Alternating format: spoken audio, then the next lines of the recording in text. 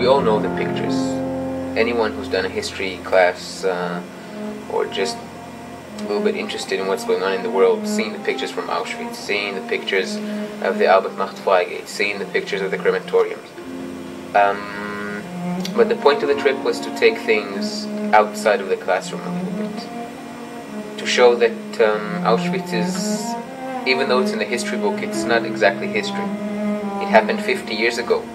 But it's not history. People still remember things from Auschwitz. People still talk about it. People were still there, you know? People need to see the place for themselves, or otherwise it will be remembered as something they read about in the history book. Now it's something that they've seen and they've touched. And it was a trip that started as, well, to be honest, as a dream I had once last summer after reading Anne Frank in Amsterdam. And no one believed in it. When I put up a sign, well, an ad on the internet saying that I want to organize a trip to Auschwitz, I got 3 responses. 2 of them were mocking me, the other one was Helene. Without any money, without any time, without any people believing in us, we arranged a trip of 16 people to Poland. Half of the people were there for almost free.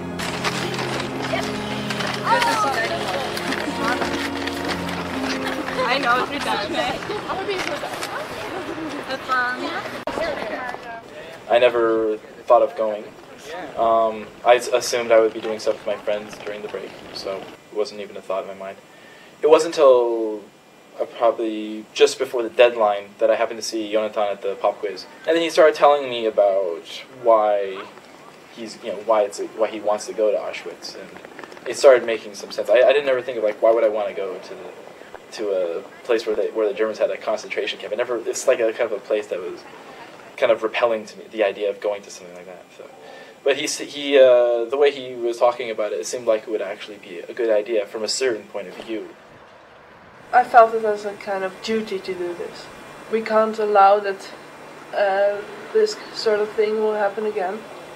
And, well, a Holocaust, I think, is not really unique, because afterwards there have been a lot of genocides, Rwanda, Cambodia, and, well, Auschwitz is really a symbol of genocide. Therefore I felt it as my duty to visit this place. I always wanted to do it, and this was a good opportunity.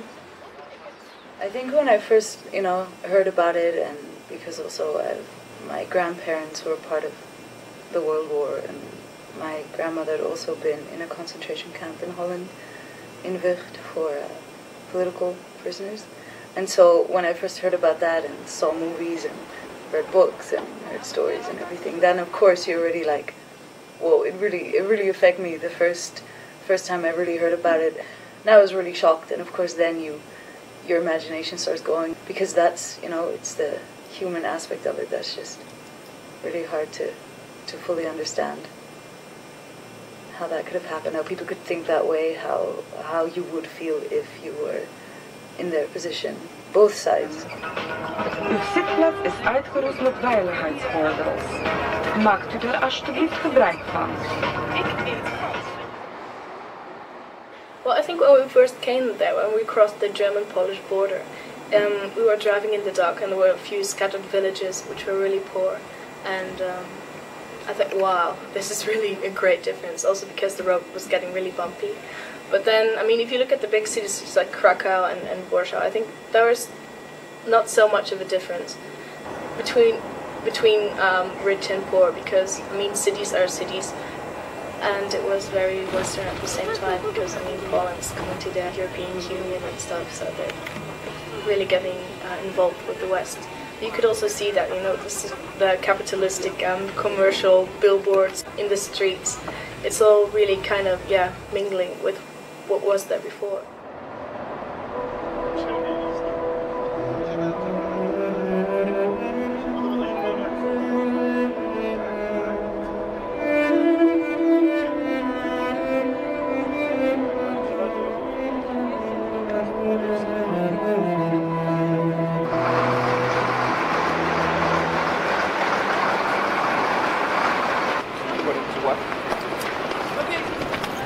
They know where to?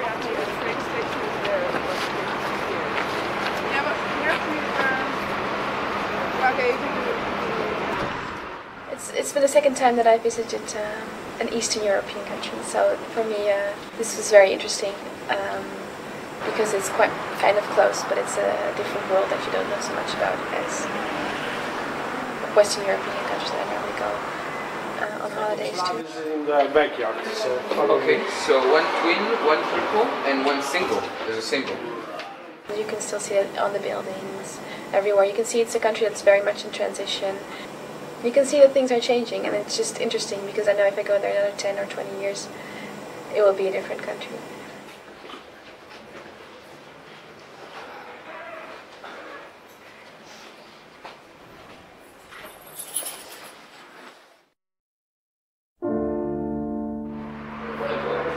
Everyone's still asleep.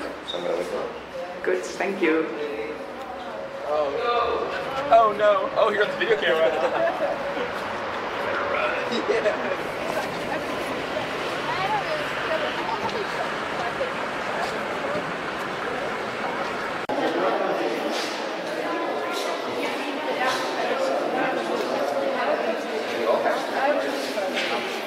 We all have our student cards with us, right?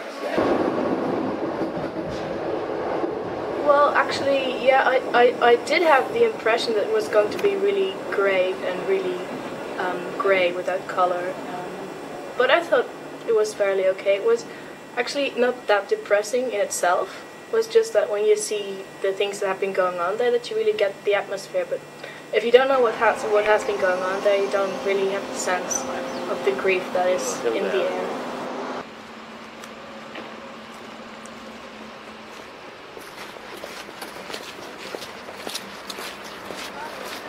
Then before Auschwitz, I was really afraid. Actually, I was scared of the day. I was feeling nervous about it, and I mean that was not unjustified. When we got there, I did have the whole heavy, sad, very very sad feeling that I was expecting.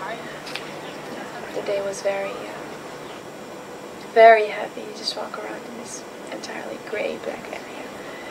Again, I had this tense feeling in my stomach. I was really nervous.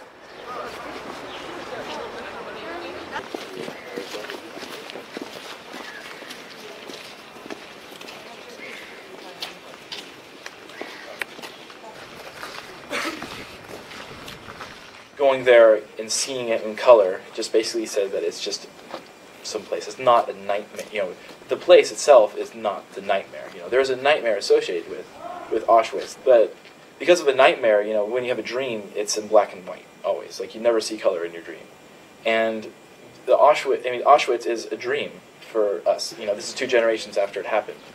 You know, when it's a dream, you see all the scenery, you see the everything that is at Auschwitz, because you've seen the pictures. They're all black and white too.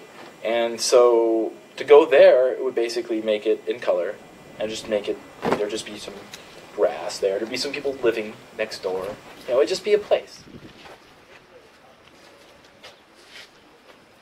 You try to see the people, you try to sense them, maybe they're still there, and it's creepy in a way. And you can even see it in the pictures. You see a picture where a SS officer is shooting a woman, and you're standing right where that woman was. And it does something. It does something to you.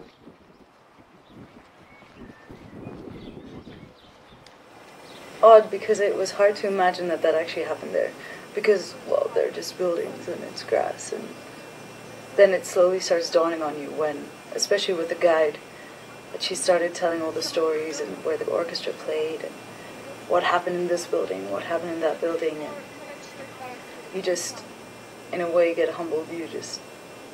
There were no words. I just listened and tried to just, understand what happened.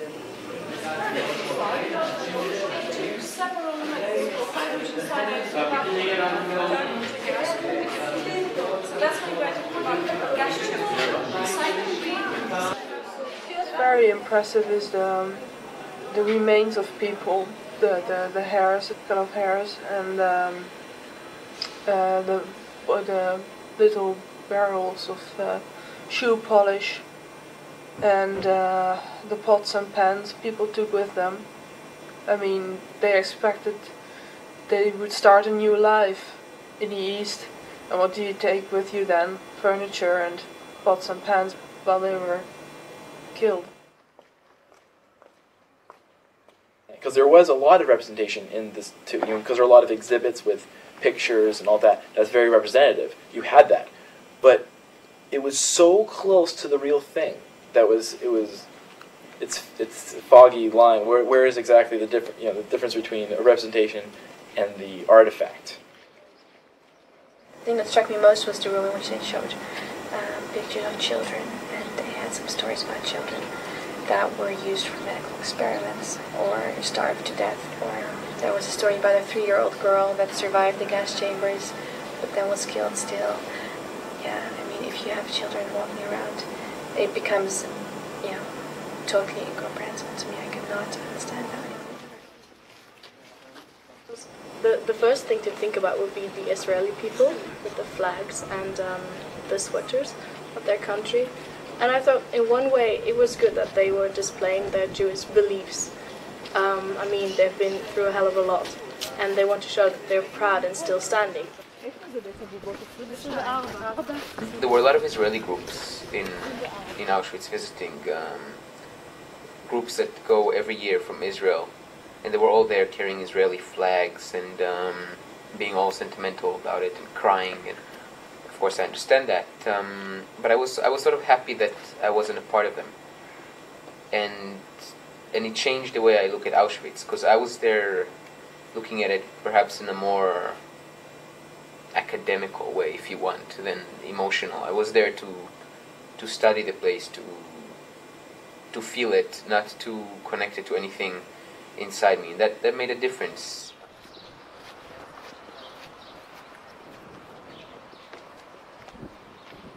You walk around there, and it feels like the people that live there are almost still there when they tell the stories, because you're in the rooms where they lived. What made me feel more uncomfortable was that I was taking pictures. It didn't seem right to take pictures of a place where these things had happened, because by taking pictures, on the one hand, it helped me because I was able to take a distance from the place, but it didn't seem right to take this distance. The most horrible thing is the terrible loneliness of knowing that no one else in the world knows what's going on there, and then the only thing we can do, this is where the feeling of duty comes in now, is trying to understand what has happened and trying to feel what the people felt. But the Auschwitz one was a bit was disturbing, and I had to distance myself a bit from it. Otherwise, I would have just been sitting at a stairwell, with my head in my arms for about a good half an hour at least. Well, when we were there and we were listening to the guide, I overheard the Israeli group next to us, and there was a woman there speaking in Hebrew, and she was a survivor who came with the group, and she was telling the people there, that's where I lived, and you see that window, that's where my husband lived, and that's where my daughter got shot, and she was crying when she was saying that. And I don't think that woman considers that place history. For that woman, it's reality. It's a part of her life. It's a huge part of her life. It's a huge part of many people's lives to this day. Well, they had these signs like warning, don't enter barbed wire, or high voltage, things like that. And it was surrounded by a pool of dirty water when I came there, and the sun was shining in the pool, and it looked really beautiful, and in a strange way kind of eerie, kind of in one way kind of threatening, because it was so grey with all the barbed wire, and in another way very sad, because it was so beautiful. And 4:44 you have good train. Okay. Directore. So if we meet you at 4:30 is alright? Yeah. Okay, so I'll talk to the tour guide and we'll see if that's okay with her, and then... You see right here from this here come guide. I see, okay. Alright. What's your decision? We're with you.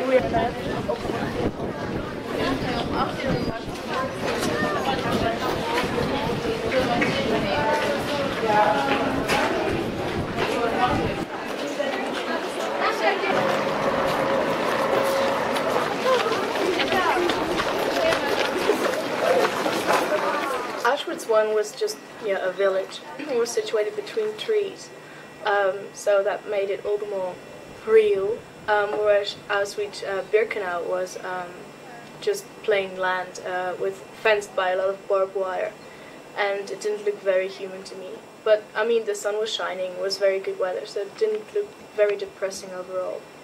But it was just that Auschwitz-Birkenau was more grey and colourless. Well, the thing that struck me the most was actually Birkenau, walking in, and just the scale of it, the sheer scale, just the fact that it was so huge.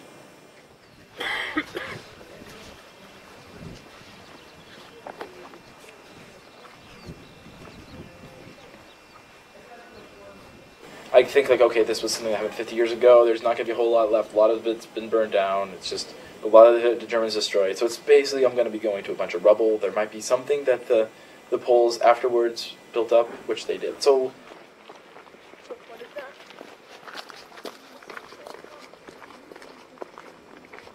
Auschwitz-Birkenau, I didn't expect it to be so big, so large.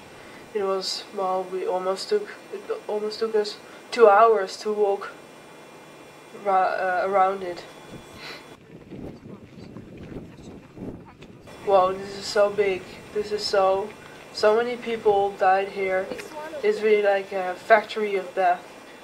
People arrived in trains, unloading, selecting. Most people were killed instantly in gas chambers, and other people were, well, stored to work and die. It's really impressive. Far from here there were 2 hours. So beginning from May 1944, all the trains just stopped here in Birkenau. We just pushed inside. Auschwitz-Birkenau is the real thing, or that's where the movies are made, or that's just a huge area where you just stop, understand it's an industry. It's huge. There's nothing human about it anymore. People were numbers put into barracks or killed immediately.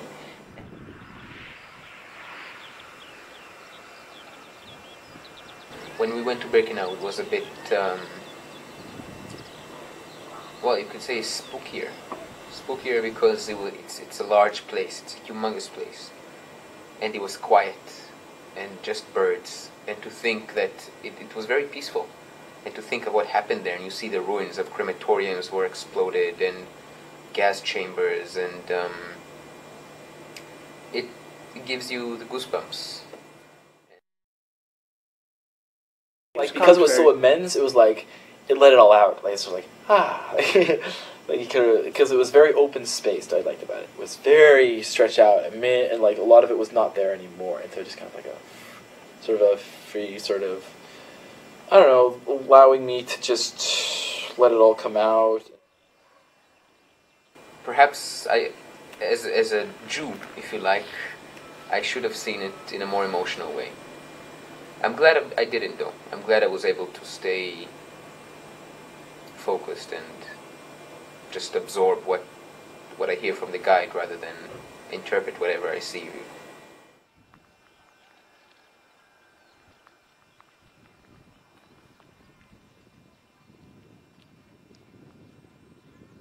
Walking around there was very quiet, and the grass was very helpful. That was so green, and that things felt pretty clean, taken care of, and also felt that it was very respected. Like, things were in order very well. It was just sort of like people were. It was like a museum, and that's nice. It's like it's like, yeah. I was like, okay, it's just a museum. It's not anything more now. It's just a memory,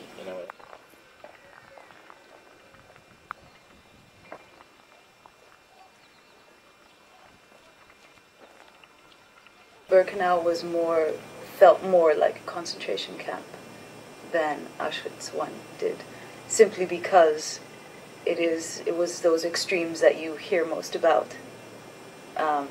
Those rows and rows and rows of just wooden shacks where, so barracks where so many people just lived or, well, died for so many months, so many years. You feel their memories. I mean, it's like reading a book. Your mind can play with it a lot. It's so much even more powerful than a book. When you read a book, like a first-hand account of something, you have so many memories. But like when someone's talking to you, there's even more. So there's so much going on in my head when I'm hearing what's going on. It's all very, very, crazy because, your memory, it's not your memory. You're hearing it for the first time, so it's all over the place a bit, and like it's hard to really. So you have like this I have this sort of nightmarish feel of what was going on there. It has a surrealistic feel to it, and so that had a very negative effect in a way on me. Auschwitz by itself is a fascinating thing, historically wise, socially wise.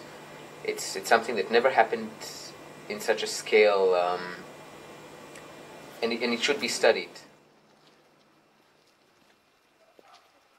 But coming to Birkenau was able to let me just, put it at rest, because there it really happened. It's not it's no longer there though. It's just a place now. It's not happening there anymore.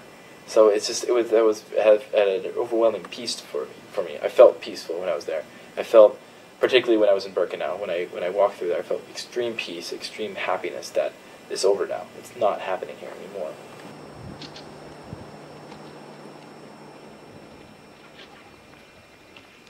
Well, that depends on how you define Auschwitz, because Auschwitz can be the place in that little village, city town, Auschwitz in Poland, and then in that case, yeah, Auschwitz is gone, is closed. But Auschwitz can also be looked as a term for something that's happening in society. It's something that is still happening, where people go blind behind the leader, where people stop thinking for themselves. Maybe we can't compare anything to the mass murder of 6 million Jews and millions of others, but society is still, in many places, going blind. Even us in a way. We were just thinking about it today. Not too long ago, more than 50,000 people died in Iran. It's true it was from natural reasons, but we ignored it, we forgot about it, we moved on. Perhaps to be aware, of what's going on in the world and what you believe in. I mean, discrimination, that's something that is unfounded and shouldn't happen. And I guess that is something that just because of your ethnic identity or your history, that makes you a certain kind of person, and therefore you should not be on this earth. And that is something that I don't find acceptable. The people that were working at Auschwitz could have been us. If we were in the same situation as those SS people, that could have easily been us. It could have been people from that are going to University College right now. I mean, it's just the kind of situation you're in. I mean, just what kind of education you get, who you're around, what kinds of options you have. You could have been there. I could have been there. For sure I could have been there. The men who were transferred from Auschwitz I to Birkenau, and these people were just employed at building Birkenau. Then when this is something I had discussions about with friends of mine, because I had a German friend as well. We went to see this movie by Polanski, and at that point it was for the first time that I understood how difficult it also is for German people of our age to live with the burden of the Second World War, which may even be more difficult for them than the idea is to us. At this point I was wondering, why do we still have to make more of these movies? It's been 50 years, let it be. Having been there, I do see we should never forget. I do see it as two separate issues that German students have to learn to deal with in some way, but this is not a reason to forget. Women were again transferred. What you have to learn is that you're lucky when life is good, and life can be horrible, and you have to respect life, other people's lives. Well, it was the third part of Birkenau. Okay, the only thing I could get from it is appreciate life, appreciate the small things. But to be honest, I don't want to learn anything from Auschwitz. For me, it's just this black hole, and you can walk around, and that's the only bit of hope you can get in there. I am alive, and I can enjoy life.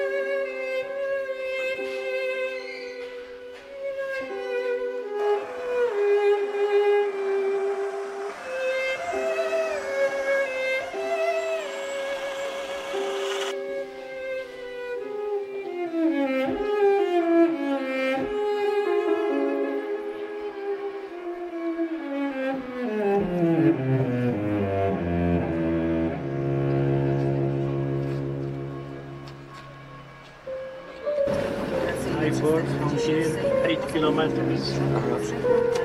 Now you live in? I live now in Birkenau. We make him home. It's not a school trip. It's not a trip to a museum. We went to see Auschwitz, and we've been there for more than 6 hours.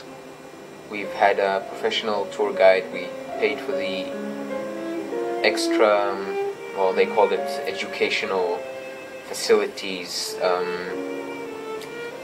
It was as much time as we can spend in Auschwitz, and as deep, if you like, as we can research it on the site.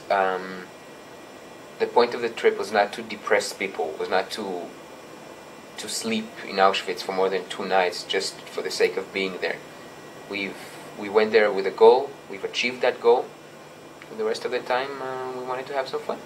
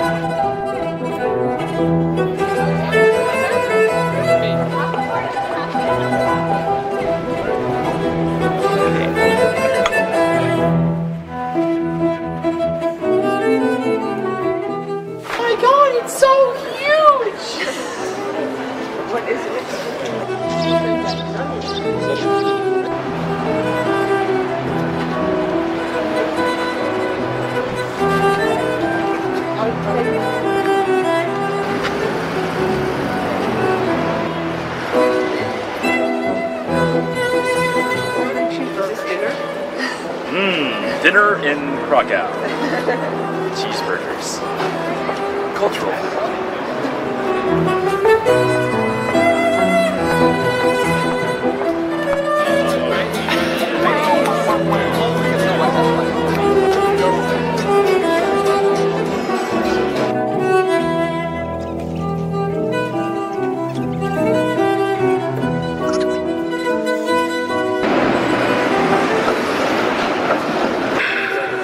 Ethan, tell us about the Polish beer that you've been exposed to.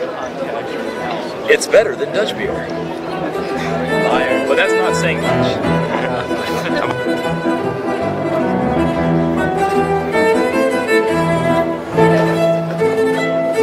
I'm so thirsty. Okay, Jim.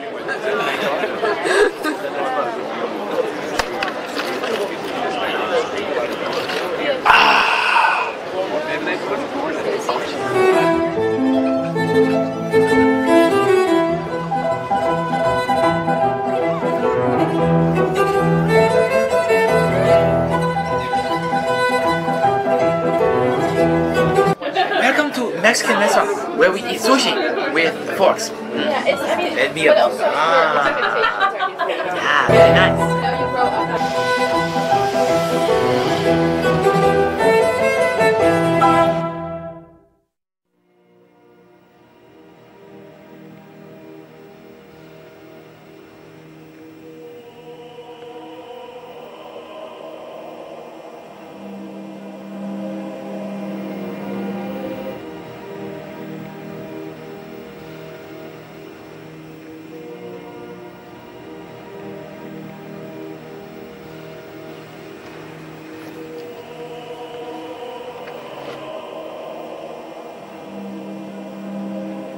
Again, I know like a lot of people there went with a very serious purpose to go see and study, learn about Auschwitz, and these people got what they went for.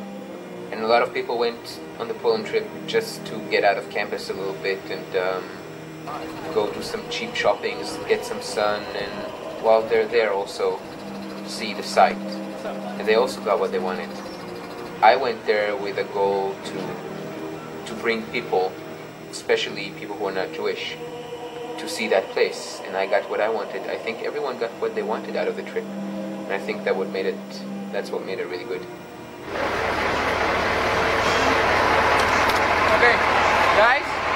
Bus leaving from over there.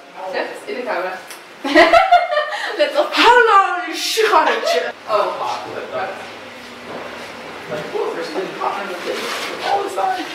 No one died, so I'm happy.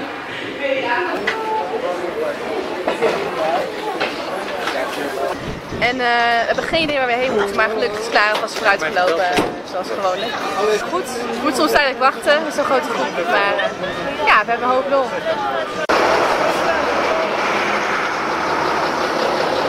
Weer 2 cent waard. Toch moet je goed op je centen letten hier, want het is gewoon leuk om te doen eigenlijk.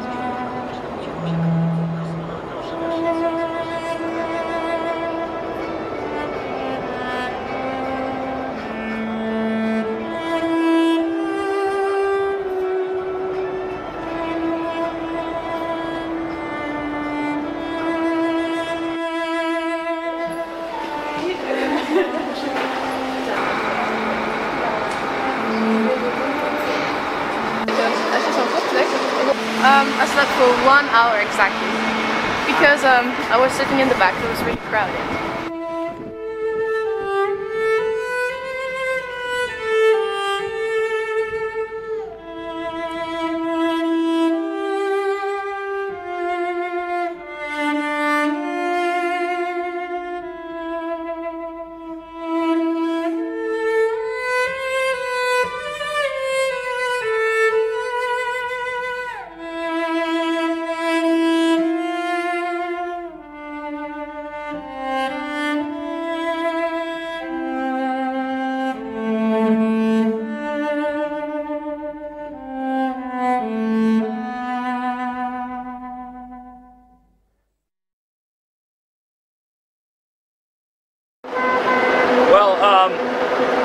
Now that the trip is over, we're all really glad it all went so smoothly. There are no problems. We're all really happy to be in Krakow. And what else? It's amazing to be here. And we'd really like to thank our organizer, Yehonatan. What did I say wrong? And he has my other supplies.